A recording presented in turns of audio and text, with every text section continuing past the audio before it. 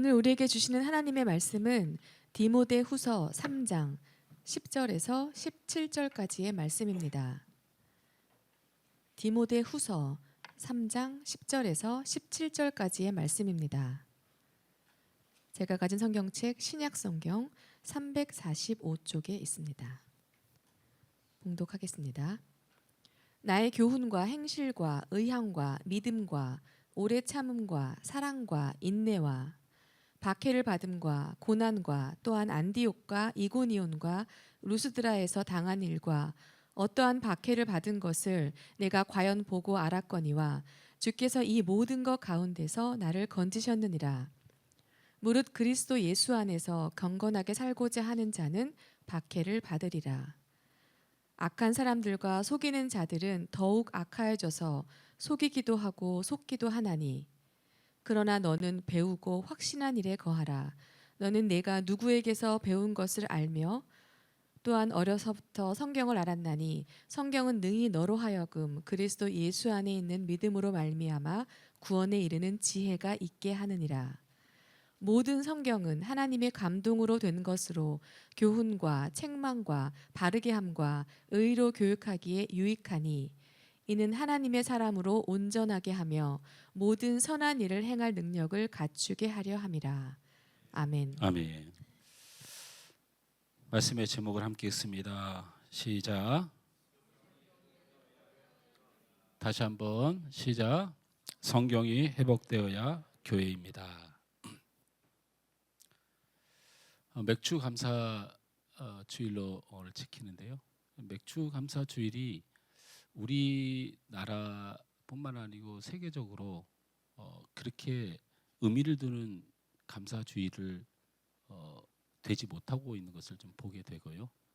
개인적으로 추수 감사 주일보다 맥주 감사 주일의 신앙이 기독교의 본질적 감사라고 저는 생각을 해서 제가 작년에도 맥주 감사 주일이 더 풍성하여야 된다라고 말씀을 드렸는데요. 모든 것이 다 하나님의 감사란 전제로 말씀을 드리는 것이고요. 추수 감사절은 얻어진 것을 보고 드리는 감사이지만 맥주 감사절은 첫 것을 드리는 거예요. 이스라엘 백성들에게 아직은 풍요로움이 없을 때 이 작은 것, 이 시작, 이것을 감사하는 마음으로 드리는 절기였습니다. 우리 사랑하는 한소망교회 성도들이 이제 한 해의 절반을 지나면서 이제 하반기 첫 주를 맞으며 나를 시작하게 하신 하나님, 나를 이 자리에 있게 하신 하나님, 그리고 내가 예배자로 있는 모든 일들, 그리고 내가 맡고 있는 모든 사역과 헌신들 다시 한번 하나님 앞에 감사함이 있는지를 잘 묵상하시고 감사하는 주일이 되시길 주님으로 축원합니다. 오늘 그 마음이 없었으면 다음 주일도 맥주 감사 주일로 드렸으면 좋겠습니다. 예, 아멘 하는 분들만 감사가 넘치시길 바랍니다. 교회의 기준이 예수님이다 말씀드렸고, 그래서 성도는 예수님 중심으로 살아야 한다라고 말씀드렸습니다. 그리고 그 연결을 교회에 예수님이 머리 되시고 그분의 몸인 것도 교회인데 머리와 몸이 다 예수님인데 라는 뜻도 되지만 또 하나는 머리 되신 예수님, 몸이 되신 교회라고 하는 우리가 그 몸이니 머리 대신 예수님의 뜻대로 그 몸이 함께 움직여지는 것이다 라는 말씀을 드렸습니다. 틀린 말이 하나도 없는 분명한 말인데, 그러나 이것이 이런 신앙을 고백하려고 하는데 그게 막연하다는 거죠. 친한 단어라고는 예수님밖에 없어요. 그냥 막연합니다. 교회의 기준은 예수님이시다. 성도는 예수님 중심으로 살아야 한다. 교회는 예수님의 몸이므로 머리이신 그분의 뜻대로 살아야 한다 라는 말이 틀린 말이 없는데 이것에 대한 실체를 잡기가 어렵다는 거죠. 이 실체를 잡는 방법 자체가 굉장히 잘못됐다는 거예요. 이 막연함이 큰 문제를 가져왔어요. 한국 교회가 이 막연한 신앙 때문에, 이 막연한 생각 때문에 왜곡된 신앙을 형성하게 되었다라는 것입니다. 이 예수에 대한 막연함이 우리의 기독교의 기준을 막 흔들었어요. 오늘 아마 우리 다음 세대 우리 청년부의 이해하는 상황하고 우리 어르신들의 이해하는 상황하고 어쩌면 다를 수 있는데, 우리 어른들에게는 우리의 신앙을 돌아보는, 오늘 하나님 앞에 내 신앙을 돌아보는 시간이 되었으면 좋겠고, 우리 다음 세대와 우리 청년들에게는 내 신앙을 잘 세워가는 기준이 되었으면 좋겠다라는 생각이 듭니다. 분명히 말하지만 예수님을 믿는다는 그 믿음 안에 우리의 막연함이 항상 존재했다. 예수님을 좋아하게 되고 어떻게 오랫동안 교회 다니게 되고 뭐 하다 보니까 예수님이라는 말이 익숙한 것뿐이지, 우리의 신앙의 기준으로서 막연함이 있었다, 실체가 없었다라는 생각을 한다는 겁니다. 그래서 우리 기독교는 스스로 그 기준을 세우기 시작했어요. 그 첫째가 뭐냐면 선행주의 신앙입니다. 없는 것 같지만 조금 더 얘기를 나눠보죠. 선행주의 신앙이에요. 두 번째가 뭐냐면 공로주의 신앙입니다. 이거는 세상의 기독교뿐만 아니고 전 세계의 종교가 생기면서 이 두 가지를 열심히 주창했어요. 첫째는 선행주의 신앙이고 두 번째는 공로주의 신앙이에요. 자, 기독교의 신앙이라는 본질이 뭔지 모르니까 우리 기독교가 선행 종교이기를 바라는 마음이 우리 안에 살짝 생기기 시작했어요. 아니요, 강력하게 생기기 시작했어요. 근데 한번 생각을 해보십시오. 왜 선행주의를 기독교가 주창하게 되었는가? 많은 성도들이 예수님의 뜻대로 산다는 삶을 세상이 말하는 착한 삶과 너무 쉽게 동일시 여긴다는 거예요. 도덕적 종교, 법과 질서를 지키는 종교, 양심을 따르는 종교, 요즘 유행하는 표현을 하자면 상식이 통하는 교회. 요즘 상식이 통하는 교회가 굉장히 히트를 치죠. 이런 기독교의 언어가 등장하기 시작한 데에는 교회의 책임이 큽니다. 교회가 만든 거예요. 우리 스스로 만든 괴물이에요. 도덕적 종교, 법과 질서를 지키는 종교, 양심을 따르는 종교, 상식이 통하는 교회라는 이 모든 단어가 좋은 것처럼 느껴지는 이유가 뭐냐면 바로 우리가 만든 괴물이에요. 일반인의 상식에도 미치지 못하는 수준의 일들이 교회 안에서 일어나고 있거든요. 일반인들의 상식에도 이해가 안 되는 일이 교회에서 일어나고 있어요. 세상의 법과 질서와 양심에도 미치지 못하는 수준의 교회 지도자와 성도들이 너무 많습니다. 그러다 보니까 세상에서 하도 어이가 없으니까 욕을 먹잖아요. 욕을 먹으니까 이 욕을 좀 덜 먹고 싶어서 나오기 시작한 게 선행주의예요. 선행이 나쁘다는 뜻이 아니고 우리 기독교의 신앙 기준이 뭔지를 모르니까 욕먹기가 싫은 거예요. 내가 좋아하는 기독교가, 교회가 욕먹는 게 싫어요. TV에서 뭐 목회자가 어쨌다, 성도들이 어쨌다, 싸움판이 어쨌다, 뭐 교회가 땅 장사를 한다, 재산을 축적한다, 이런 소리 막 들으니까 일반인들의 상식에도 교회가 그러면 안 된다는 수준의 교회들을 바라보면서 오히려 그 안에서 신앙생활 잘하던 우리가 안 그랬으면 좋겠다, 욕 안 먹었으면 좋겠다 생각해서 좀 착한 일을 하는 교회, 좋은 일을 하는 교회, 좀 다른 데보다 모범적인 교회, 이런 교회를 좋은 교회라 여기기 시작했어요. 기준이 바뀐 거예요. 제 얘기를 좀 더 들어보십시오. 선행이 나쁘다는 것이 아니고 당연히 그렇게 살아야지만 그게 종교가 된다. 제7일 안식일교회가 예수님을 믿다가 많은 사람들이 자기들의 생겨난 파로 오질 않아요. 원래는 기준이 우리와 비슷했어요. 근데 갑자기 이 사람들이 들고 나온 게 착한 일을 하면 천국 간다예요. 여기에 열풍이 불어서 교회가 급속도로 부흥을 한 거예요. 너무 좋거든요. 주변에서 막 칭찬하는 게 너무 만족이 되고.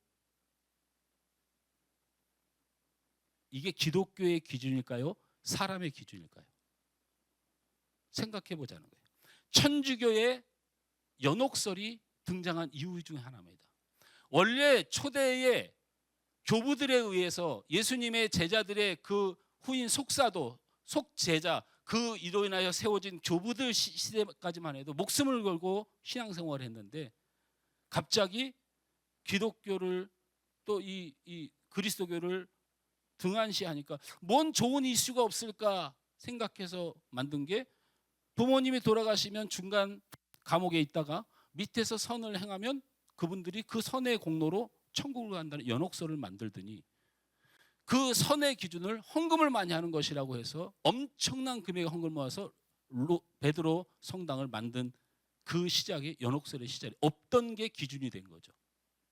생각해 보세요. 선행이 왜 우리의 신앙 이념이 돼야 됩니까? 신앙이 없어도 그렇게 살려고 해야 되는 거 아닙니까? 두 번째, 잘 되는 것이 곧 신앙이 되어버렸어요.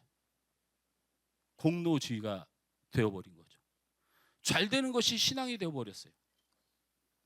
이 땅에서 내가 쌓은 공로, 선함을 근거로 천국과 비슷한 곳에 들어갈 수 있다고 생각하기 시작했는데 여기까지 그냥 그렇게 그러려니 넘어갈 수 있겠는데 이제는 내세, 천국에 가서나 현세, 지금 보상을 받으려는 공로주의가 발전했어요. 자, 여러분이 예배에 열심히 참석합니다. 하나님께 예배를 하는 겁니까? 예배에 열심히 참석해서 복을 받기 위해서입니까? 기준이 애매모호해졌죠. 애매모호해졌잖아요. 고민이 되잖아요. 예배 열심히 드리면 하나님이 기뻐하셔서 복을 줄 것 같다는 말을 부인도 못하겠고. 헌금을 왜 하나요? 기도를 왜 합니까? 기도하면 응답받고, 기도하면 복을 받고, 기도하면 내게 주어지는 것을 생각하는 거죠. 여러분, 구약의 기도, 초대교의 기도에 이런 기도는 없었습니다. 먹고 살게 해달라, 내 자녀가 잘 되게 해달라 이런 기도가 있었습니까? 성경에 어디요? 하나님 앞에 가슴을 찢고 거룩하신 하나님 앞에 내 속사람을 환히 보는 하나님 앞에 하나님을 떠나 나의 모든 삶을 회개하며 이게 제사 피 흘림이라는 예배였어요. 잘 먹고 잘 사는 거 좋다 이 말입니다. 구제와 전도는 왜 열심히 합니까? 뭐 예수님의 가르침인가? 부처님은 가난한 사람을 도와주라고 안 합니까? 근데 여러분 왜 교회 오세요? 우리의 신앙의 기준이 일종의 투자 개념이에요. 내가 지금 투자하고 있는 거야. 그러니까 봉사하며 헌신하는 사람들이 내가 이 정도 했는데, 내가 이렇게까지 했는데 이런 말이 하다가 지치고 힘들고 상처받으면 막 튀어나오는 거야. 마땅히 해야 될 일로 여기지 않는 사람들이 내가 이렇게 고생했는데. 우리의 신앙이 투자입니까? 종교는 존재하되 자신의 이득을 기준으로 하는 이 기준. 신은 존재하다고 믿는 것 같은데 자신의 성공을 뒷받침해주는 역할을 하는 이 기준. 오직 하나님의 은혜요라고 눈물을 흘려 고백하는 이 기독교의 본질을 성공과 칭찬과 자신의 능력과 자신의 공로로 변화시켜버리는 이러한 왜곡되고 잘못된 신앙 기준은 어디서 기인한 것일까? 어디서 기인했다고 생각하십니까? 이런 신앙을 누군가는 만들었을 거 아니에요.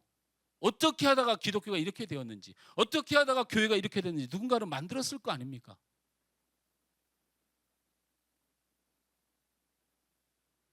기독교 하면 생각나는 게 뭡니까? 기적입니다. 기독교 하면 생각나는 게 축복입니다. 기독교라고 하면 영적인 무엇인가입니다. 기독교 하면 성공하는 것입니다. 기독교 하면 잘 되는 사람 자랑판입니다. 우리가 보고 느끼고 배우고 따르는 것들, 이런 것들이었어요. 이게 기독교입니까?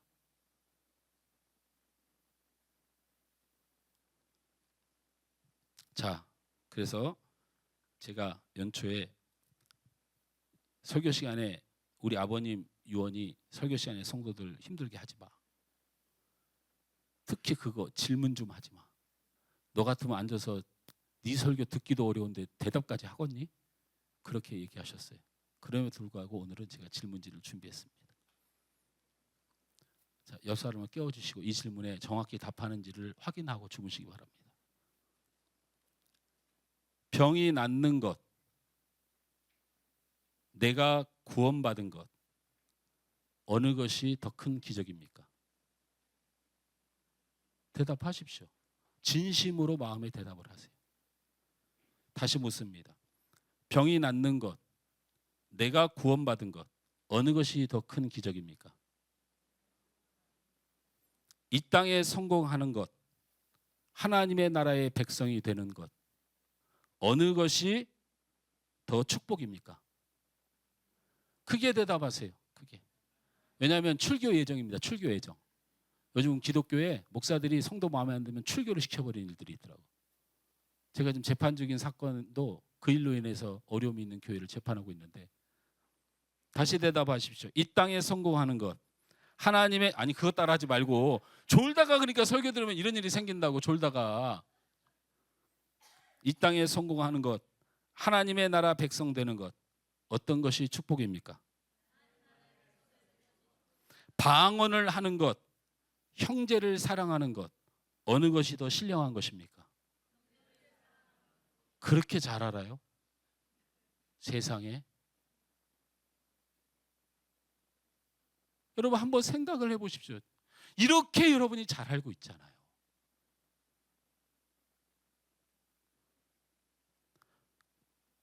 높임과 자랑, 겸손과 성긴, 여러분 어느 것을 가지고 싶습니까? 요건 대답 못 하겠어요? 높임과 자랑, 겸손과 성김, 어느 것을 가지고 싶습니까? 세상에 이렇게 잘 알아요? 여러분 담임 목사가 누굽니까? 그런 거 말하면 영광 가립니다. 근데 한번 보십시오. 우리가 그동안에 쫓았던 기준이 병 낫는 것이었고, 이 땅에서 성공하는 것이었고, 방언하는 것이었고, 높은 건 자랑이었다는 사실, 이게 우리 기독교의 기준이었어요.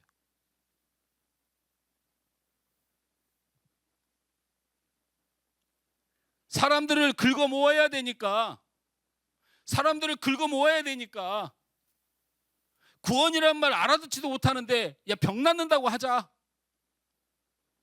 하나님의 백성 같은 소리하고 앉았네.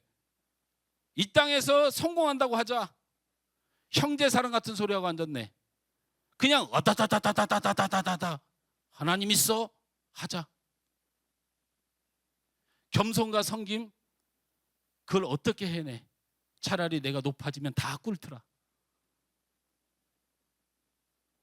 이게 한국 교회를, 이게 예수님을 망쳐서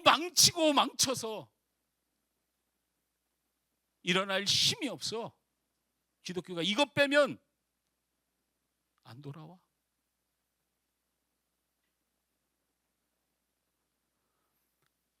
제가 별로 좋아하지 않는 정치 목사 한 분이 저 일산 지금 파주로 이동을 했군요. 성도가 한 10,000명 정도까지 부흥을 했어요. 정치하는 목사가 그냥 막 끌어모아가지고 그냥 그렇게 생각하고 오해를 했는데, 그분이 어느 교회에 부흥회를 오셨어요. 우리 청년들 잘 들어. 저 존댓말 했습니다. 10,000명이 된 그 기초가, 그분이 원래 처음에 목회를 할 때 청년 앵벌이라고 하는 단어를 쓰기 시작했어요.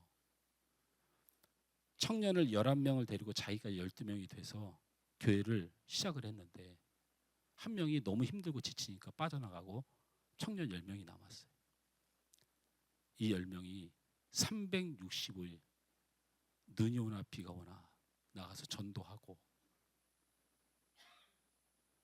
직장 생활하고 생업을 하면서 노가다를 뛰고, 하다못해 홍대에서 되게 유명해요. 옥수수를 팔고 교회에 헌금하고 해서 지금 그 교회가 10,000명이 모여요. 그래서 제가 어제 어디 그 문화센터 그 개관식 하는데 제가 축도를 맡아서 갔는데, 거기에 은혜교회 목사님 아시죠? 굉장히 큰 교회 목사님이에요. 앞에서 앉으셔서 그 얘기를 한참 해요. 그래서 옆에 대한교회 목사님이 막 뭐라고 하면서 막 은혜스럽게 얘기하길래 제가 이렇게 얘기했어요. 지금 시대에도 10명의 청년이면 10,000명이 될 수 있다고 생각하십니까? 제가 청년들 10명 빌려드릴 테니 10,000명 만드시면 제가 모든 있는 재산 다 팔아서 목사님 드리겠습니다. 시대에 되지 않는 소리를 하고 앉았다고, 제가 밥 먹으면서 헛배들만 불러가지고 뭐가 문제인지도 모르고 숫자가 그렇게 늘어나는 게 중요하냐, 이렇게 말하고 밥 먹고 나오는데 마음속 한곁에 하나님께 죄송합니다.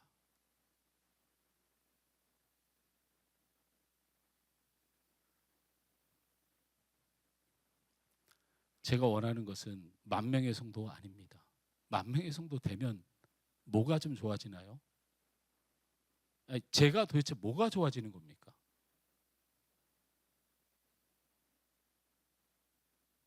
제가 뭐가 좋아지냐고요. 우리가 뭐가 좋아지는지 잘 모르겠어요. 우리가 설령 뭔가 좋아져서 느끼는 그게 하나님의 큰 기쁨이 될까라는 생각해 봅니다. 우리가 혹시 생각하는 10,000명이 됐을 때 혹시 생각하는 우리의 기쁨. 저는 우리 청년들이, 우리 성도들이 하나님이 정하지 않은 신앙생활을 하는 것이 너무 가슴 아프고, 그것이 우리 기독교의 힘인 양 자랑하는 것이 너무 가슴 아프고, 제가 사신 설교문에 조영탁 판사인가요? 서울고법 그 형사사무 부장판사 선고문을 잊을 수가 없어요. 교회 안에서 벌어진 사건, 그 추악한 면을 보면서 이 판사가 판결문에, 오늘은 내가 여러분이 범한 법대로 판결을 내리지만 여러분은 살아계신 하나님의 전전에 가서 다시 한번 재판을 받으셔야 할 겁니다.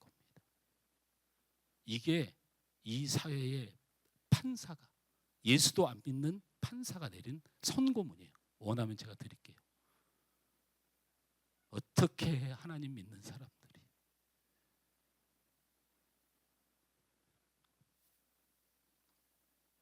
우리들이 도대체 교회에서 무엇을 듣고 무엇을 보았기에 이토록 당연한 여러분 선택, 우리 성도들은 당연히 선택하는 이것을 알지만 왜 자꾸 내 신앙의 기준이 왜곡되고 신앙의 기준이 내가 바라는 것, 내 감정으로 바뀌는 것일까?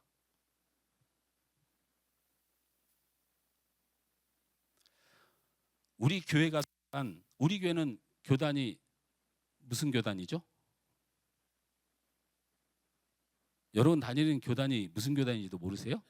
대한예수 장로회 합동측, 우리는 장로교단입니다. 장로교다. 우리는 장로교에서 세례를 받을 때 하고 그 다음에 집사를 받을 때, 권사를 받을 때, 장로를 받을 때, 목사를 받을 때 무조건 첫 번째로 고백하는 게 뭐냐면 신조입니다. 웨스트민스터 신앙 고백서 및 대소요리 문답의 모든 것을 신봉하느냐, 믿느냐? 네라고 대답하죠. 우리 장로교 헌법 신조를 보면 이런 말이 기록되어 있습니다. 잘 들어보십시오.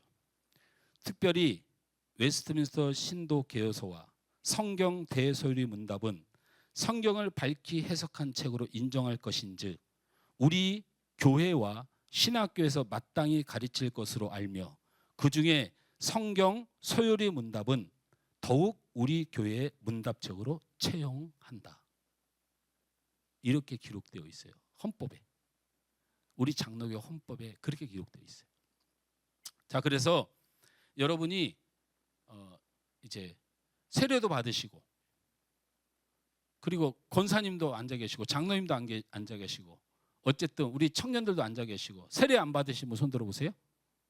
없으므로 당연히 장로교 헌법에 모든 성도는 성경 소요리 문답, 특히 그 중에서도 소요리 문답은 문답의 책으로 인정하라, 배우라 했으니 다 고백하고 배웠으니까 이제 묻습니다. 제 눈을 피하는 사람을 시킬 겁니다. 자, 소요리 문답은 총 몇 문으로 되어 있나요? 예, 제가 기대를 하고 물어봤겠습니까? 그래서 여러분, 제가 여러분이 소요리 문답을 107문을 다 아는 성도였으면 좋겠지만 그래도 이거는 교회 문턱만 밟았다면 아는 문답 하나를 기쁨으로 드리겠습니다. 그게 뭡니까? 소요리 문답 제1문. 다 같이 합니다. 시작. 벌써 소요리 문답 제1문 하니까 사람의 제일 되는 목적은 무엇이뇨? 나오잖아. 이게 아주 고인물들의 특징이에요. 교회 소요리 문답하면 그거밖에 생각이 안 나. 그래서 우리 사모님이 신학교 1학년 중퇴 출신으로 1학년 때 저를 만나가지고 결혼하면서 제가 그랬거든요. 결혼합시다. 저 학교 다녀야 돼요. 내가 나중에 돈 많이 벌어가지고 학교 보내줄게요. 일단 결혼부터 합시다. 그리고 지금까지 못 보내셨어요. 소요리 문답 1번. 하나님의 제일 되는 목적은 무엇이뇨? 사람의 제일 되는 목적은 하나님을 영원하게 하는 것과 그를 영원토록 즐거워하는 것이다. 이게 아주 귀에 박혀 있죠. 자, 그래서 우리 사모님한테 묻습니다. 이쪽 보고. 2문. 머리가 하얗죠. 여러분 이게 재밌는 일이지만 잘 생각해 보세요. 우리가 성경을 우리가 소요리 문답을 107문을 배우고 고백하여야 세례를 받게 돼 있는데 우리가 아는 것이라고 1문밖에 없는데 여러분 기가 막힌 게 뭔지 아세요? 이 목사들도 1문밖에 몰라요. 그러니까 제가 할 말이 없는 거예요. 왜 1문밖에 모르느냐면 아니 목사님 무슨 말씀하세요? 목사님들이 그렇지 않긴 하죠. 왜냐하면 우리는 시험을 보니까 장로님들도 시험을 보니까. 그런데 사실은 1문밖에 몰라요. 제가 1문밖에 모른다는 증거를 지금 말씀드릴게요. 우리 한국교회 대부분의 목사님 99.9%의 목사가 소요리 문답의 1문만 알아요. 왜냐하면 보세요. 하나님께 영광을 돌린다 했어요. 답이. 그것만 알아요. 그래서 공부를 잘해서 영광을 돌리라는 거예요. 사업에 성공해서 영광을 돌리라는 거예요. 무엇인가 자랑거리가 되어야 하나님의 영광이라고 생각해요. 형 집사님 지난주 신방 갔죠? 신방. 제가 신방 가서 집사님은 뭐라고 했어요? 봐요. 잊어버리잖아요.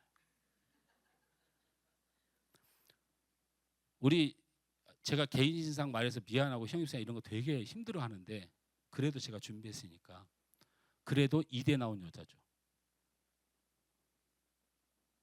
그런데 교회 잘 자는 20대 초반에 이대를 나오니까 이 친구의 학벌을 이용해 가지고 교회에서 아주 나쁜 사람들이 학원하자고 꼬셔서 거기를 몇십 10년인가를 묵히더니 자기들의 이익 챙겨서 다 버리고 떠났어요. 제가 그때쯤 왔어요.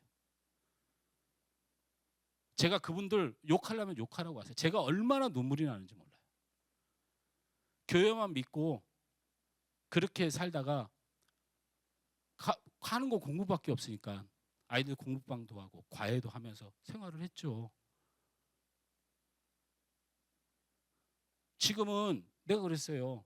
본인 뭐라고 내가 질문했는 걸로 기억하냐면 본인 이대 나온 거를 세상 가운데서 얘기하고 싶은 마음이 있느냐고 내가 물었어요. 그렇죠? 그랬더니 그럴 마음 없다고 그래요. 왜? 본인이 실패했다고 생각하니까.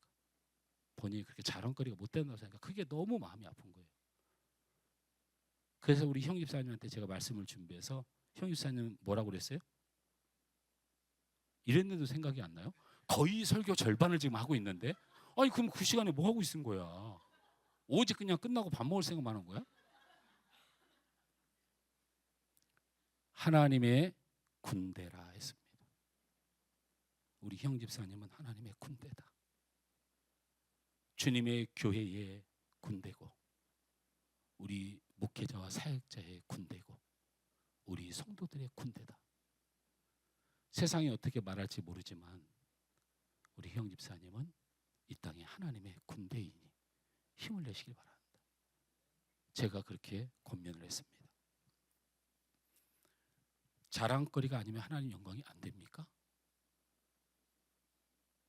내 자녀가 실패하고 좌절하면 부모는 하나님의 영광이 안 되는 겁니까?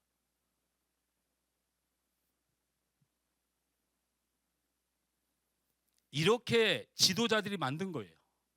왜? 서열이 문답 1문만 아니까. 우리 사람은 하나님의 영광을 돌린다는 말을 너무나도 아는데 그 영광이 잘 되는 거야. 기도하면 기도한 대로 응답돼야 하나님 영광 됩니까? 아니요. 기도했는데 하나님께서 내게 안 들어주셨음에도 불구하고 나는 주님을 사랑하고 여기서 하나님 그래도 하나님은 영광 받으셔야 됩니다 라는 예배자로 남는 게 그게 영광이에요.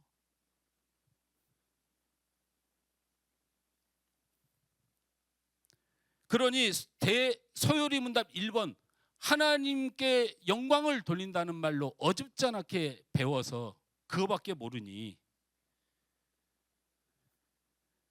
일정 부분 잘하고 성공하고 자랑거리가 생기는 것이 하나님의 영광을 드리는 부분이긴 합니다.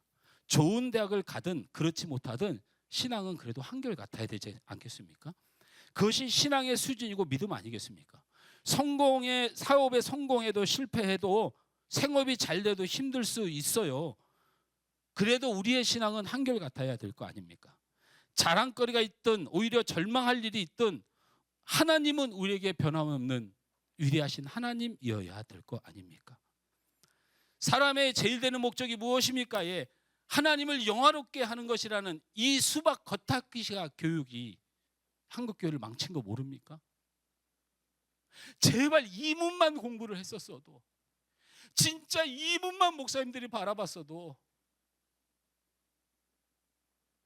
진짜 속이 터지네. 107문 내가 다 공부하라는 것도 아니야. 이 문만 공부했어도 이 문을 읽어드립니다. 어떻게 하나님을 영화롭게 하고 그를 즐거워할 것인지를 지시하기 위하여 하나님께서 우리에게 주신 구체적인 규칙이 무엇이뇨? 명시를 해놨어요. 하나님께 영광을 돌리기 위하여 하나님께서 직접 우리에게 주신 규칙이 무엇이뇨? 답을 말씀드립니다. 신구약 성경에 기록된 하나님의 말씀은 우리가 어떻게 하나님을 영화롭게 하고 즐거워할 것인지를 지시하는 유일한 규칙입니다. 성경이었다면 하나님께 영광을 돌리는 방법이 성경에 있다고 말해줬다면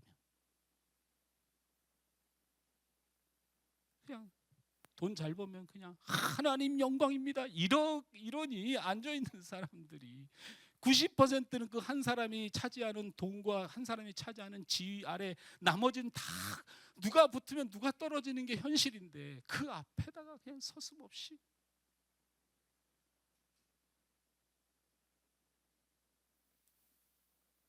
이게 종교입니까? 이런 것들이 종교입니까?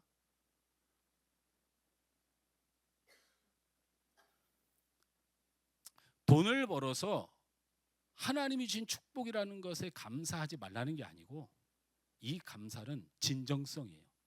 돈을 벌었는데 이 사람 앞에 감사한 마음을 가진 게 진정성으로 느껴지려면 돈이 없을 때도 늘 하나님 앞에 감사하는 자로 살았어야 돼요.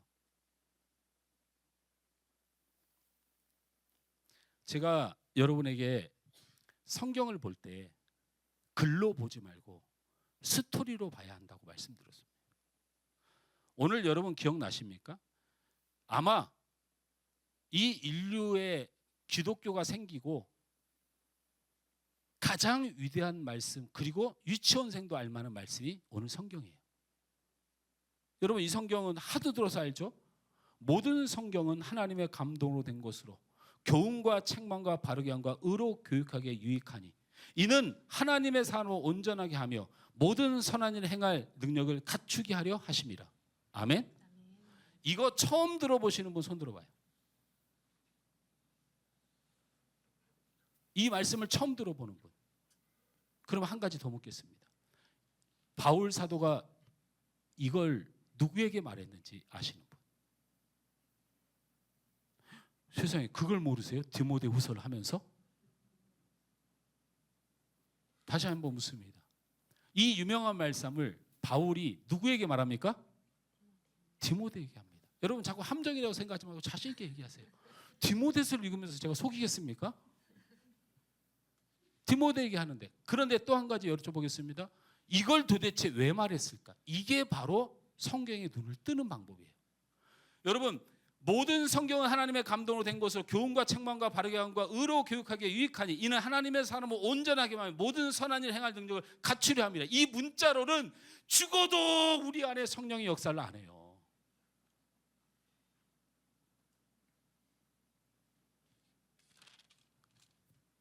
하나님이 성경을 기록할 때 스토리를 기억했어요.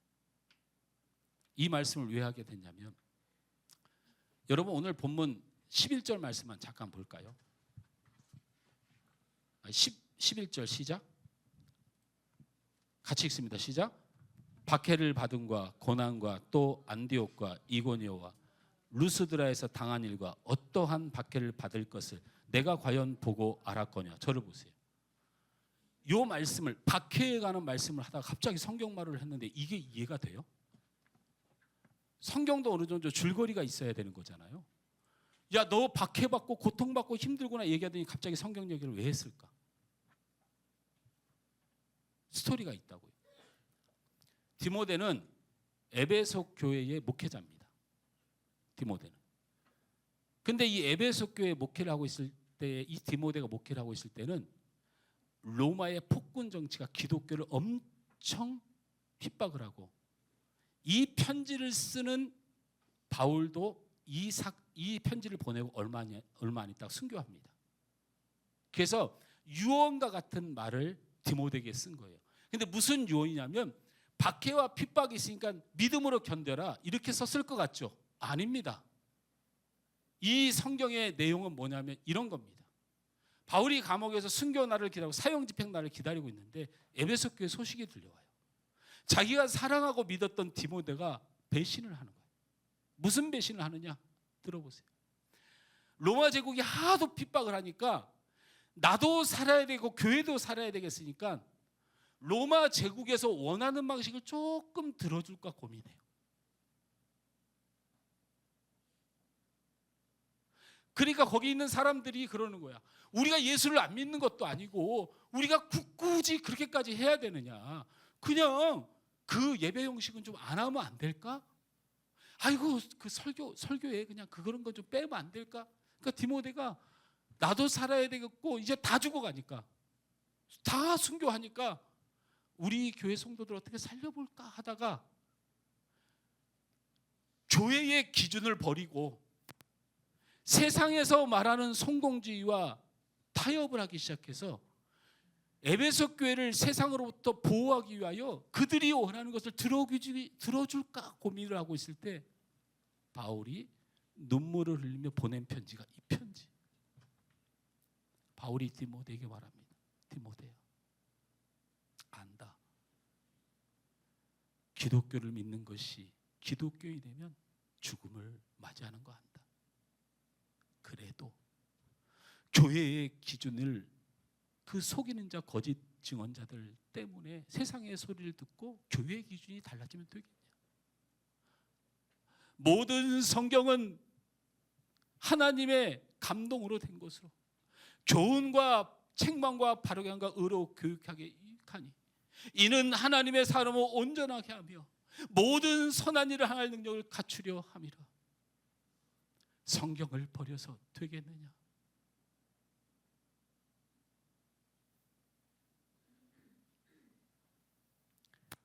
지금 교회의 문제는 외부의 공격이 아닙니다. 우리 안에 잘못 세워진 기준이 문제인 거죠. 교회의 회복을 원한다면 반드시 이 기준이 회복되어야 됩니다. 그것이 바로 예수님이 우리에게 주신 하나님의 말씀인 줄 믿으시길 주님으로 축원합니다.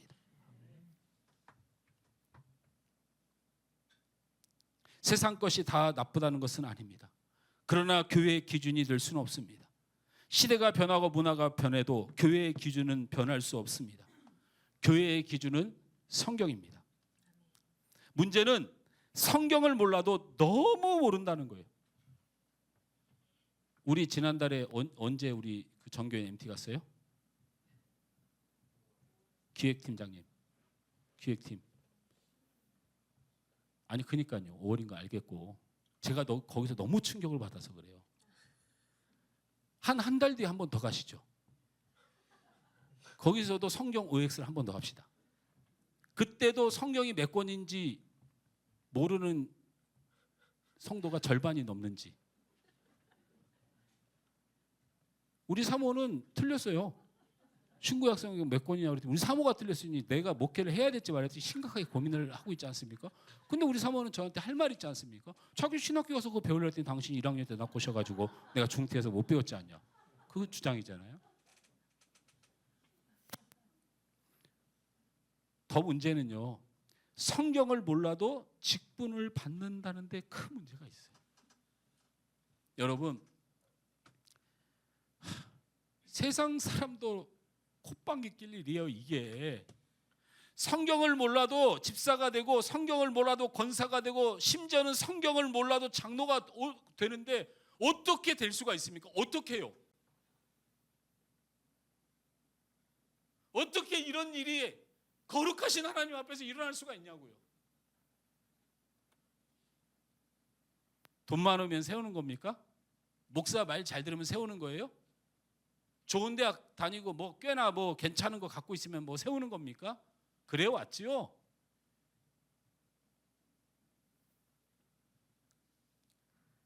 이 일에는 대형교회의 책임도 크죠. 교인들이 수평 이동을 하니까 옛날에 지역교회 있을 때는 제가 행사를 가거나 어디 뭐 순서를 맡아서 가면요. 꽤 큰 교회 목사님들이 모이는 데서 순서를 맡아서 하다 보면 식사를 같이 할 기회가 있어요. 근데 확실히 서울하고 이 별내가 서울 경계선에 있는 데임에도 불구하고 여기가 지역적 특성이 되게 강해요. 여러분 서울하고 지방은 뭐가 다른 줄 아세요? 서울은 그냥 보편적이에요. 크게 신경 안 써요. 옆에 교회 목사가 무슨 일이 있었는지 아무 관심 없습니다. 사실은 서울은 이상해요. 근데 별내는 안 그래요. 별내는 다 알아요. 지방교회, 지역교회 장점이 뭔지 아세요? 저 사람이 권사가 되려고 하는데 저 사람이 신앙생활 똑바로 했는지 술을 먹는지 저 사람이 집안에서 어떤지를 다 알아. 그래서 지역교회는요. 신앙이 확실히 검증되지 않으면 투표가 안 나와요. 다 아니까. 근데 서울은요. 그런 거 안 물어요. 수평 이동하는데 누가 그걸 물고 알 수도 없어요. 성경을 읽지 않아도 성경을 묵상하지 않아도 성경이 무슨 뜻인지 몰라도 교회에서 연차가 쌓이고 인기를 얻고 세상에서 어느 정도 지위와 재력을 갖추면 금세 교회의 중직을 맡게 되는 이 현실. 성경은 열심히 보고 늘 성경을 마음에 묵상하는 환경미화원 장로님이 한 명도 없더라고요. 이게 교회입니까 이게? 말씀을 붙들고 살아보려고 애쓰는 초등학교 학력을 가진 장로님은 존재하지 않습니다. 저도 이게 도대체 이 교회들이 왜 이런지 저도 모르겠어요. 저도 모르겠다고요. 저도. 이게 무슨 교회라고. 세상 사람들이 뭐라고 할 거예요. 교회를 향해서. 하나님 말씀 붙들고 눈물 흘려 기도하고 저 식당에서 그냥 사흘거리로 그냥 봉사하고, 그러면 그런 분들이 교회에서는 최소한 세상에서는 박대받더라도 교회에서는 높아져야 될 거 아닙니까? 도대체 교회의 기준이 뭐길래 이거 하나만 세워도 하나님의 교회가 성공하는 거지 무슨 몇천 명 교회가 필요합니까? 목회자가 가장 큰 잘못이 있어요. 과거에 목회자라는 신분이 세상에서 어느 정도 인정받을 때 직업으로 목회자를 선택한 사람들이 많았어요. 이러한 목회자들이 성경의 가르침 별로 중요하게 생각하지 않고 그냥 자기 생각대로 신앙의 기준을 막 가르치는 거예요. 그래서 말씀은 모르지만 사역을 잘하는 목회자가 가능해졌다는 게 이게 기가 막힐 일 아닙니까? 아니 말씀을 모르는데 무슨 사역을 잘하는 목회자가 필요한가요? 말씀이 아니어도 사람 모으는 재주가 있고 하나님 말씀이 아니어도 구수한 말을 하는 사람이 인기가 많은 그런 목회자가 등장했어요. 교회는 점점 하나님의 말씀과 무관한 모임이 되어갔습니다. 교회가 엉망이 되어버린 거죠. 그러니 우리의 신앙이 엉망이 되어버린 거죠.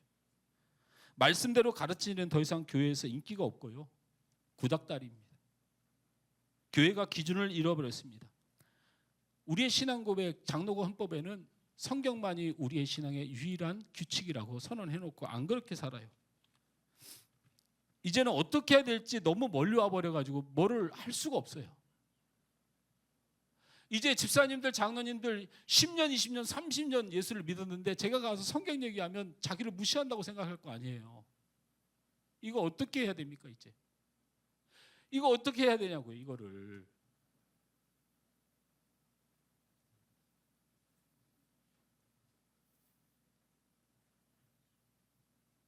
사랑하는 성도 여러분, 제가 죄송하고 그리고 여러분한테 부탁을 드립니다. 제자훈련 잘 따라 주셔서 감사하고 이렇게 무능한 설교 잘 견뎌줘서 감사합니다. 그러나 부탁을 드립니다. 하나님의 말씀을 교회의 중심 두기를 우리 함께 힘써 주시기 주님으로 축원합니다. 사역과 헌신과 복음을 붙들고 나갈 때 그리고 우리가 살아갈 때 하나님 말씀이 다시 기준이 되는 우리가 되었으면 좋겠습니다.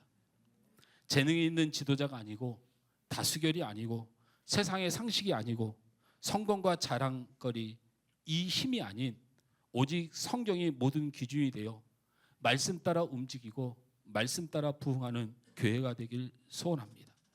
제가 믿는 바 성경은 사람이 쓴 책이 아닙니다. 성경의 저자는 성령 하나님이십니다. 우리 디모데후서 3장 15에서 17절 말씀을 읽습니다. 시작. 또 어려서부터 성경을 알았나니 성경은 능히 너로 하여금 그리스도 예수 안에 있는 믿음으로 말미암아 구원에 이르는 지혜가 있게 하느니라. 모든 성경은 하나님의 감동으로 된 것으로 교훈과 책망과 바르게 함과 의로 교육하기에 유익하니 이는 하나님의 사람으로 온전하게 하며 모든 선한 일을 행할 능력을 갖추게 하려 여러분, 함이라. 성령 하나님이 우리에게 말씀을 주셔서 약속하신 것이 있습니다. 성경을 열심히 배우고 따르면 예수 믿는 믿음을 소유하게 됩니다. 구원을 허락하십니다. 우리를 가장 바르게 만드십니다. 그리고 하나님의 뜻을 이룰 수 있도록 성경이 능력이 되십니다. 할렐루야. 말씀을 마치면서 사도행전 20장에 보면 이런 말씀이 나옵니다. 바울이 에베소 교회 사람들이 너무 많이 죽으니까 바울이 아니 예루살렘 교회가 성도들이 너무 많이 죽으니까, 왜냐하면 예루살렘 교회는 유대 지방에 있는 데니까 그 천대 받는 사람들이니까 쉽게 죽이잖아요. 근데 여기 에베소 교회라든지 고린도 교회 여기는 헬라 로마권하고 같이 있으니까 그 신분들이 예수를 믿되 바울 같은 사람들이 있는 거예요. 그러니까 쉽게 죽이질 못하는데 예루살렘은 그냥 쉽게 말하면 일제 치하 때 우리 나라에 있는 조선인들은 쉽게 죽였지만 일본에서 일본 사람과 결혼을 하거나 자녀를 낳고 그러면 쉽게 죽일 수가 없잖아요. 그런 거하고 똑같아요. 예루살렘 교회 성도들이 너무 핍박하고 죽으니까 바울이 그들을 말리러 자기가 예루살렘 교회를 가겠다고 하니까 이 소아시아에 있는 7교회가 바울을 막 말려요. 근데 디모데가 목회하던 장로님들이 특히 좋은 사람들이었는데 이 디모데가 목회하는 에베소 교회 장로님들이 바울을 한 번만 만나자고 그래요. 그래서 바울이 마음이 약해질까 봐, 바울이 예루살렘 그 길로 예루살렘 갔다가 죽지 않습니까? 로마로 갔다가 죽어요. 근데 그 결과가 뻔하니까 에베소 교회 장로님들이 바울을 뜯어 말립니다. 밀라노에서 만나서 가지 말라고. 우리가 하겠다고. 당신이 여기서 죽어버리면 우리는 어떡하냐고. 그래서 교회들이 다 말리는데 바울이 유언을 하나 남기고 떠납니다. 그게 오늘 사도행전 20장 32절인데 함께 읽었으면 좋겠습니다. 시작. 지금 내가 여러분을 주와 및 그 은혜의 말씀에 부탁하노니 그 말씀이 여러분을 능히 든든히 세우사 거룩하게 하심을 입은 모든 자 가운데 기업이 있게 하시리라. 아멘. 저를 보세요. 이 말씀이 잘못 읽으면 여러분에게 말씀을 부탁합니다 이렇게 들릴 수가 있는데 자세히 보면 그 말이 아니에요. 여러분을 말씀에게 부탁합니다. 장로님, 여러분을 지킬 것은 제가 아닙니다. 이 교회를 세웠던 것은 제가 아닙니다. 하나님의 말씀입니다. 하나님의 말씀이 반드시 여러분을 지켜주실 것이고 하나님의 말씀이 여러분을 반드시 부흥시킬 것이며 하나님의 말씀이 여러분을 승리하게 할 것이니 저를 가게 두십시오. 하나님의 말씀이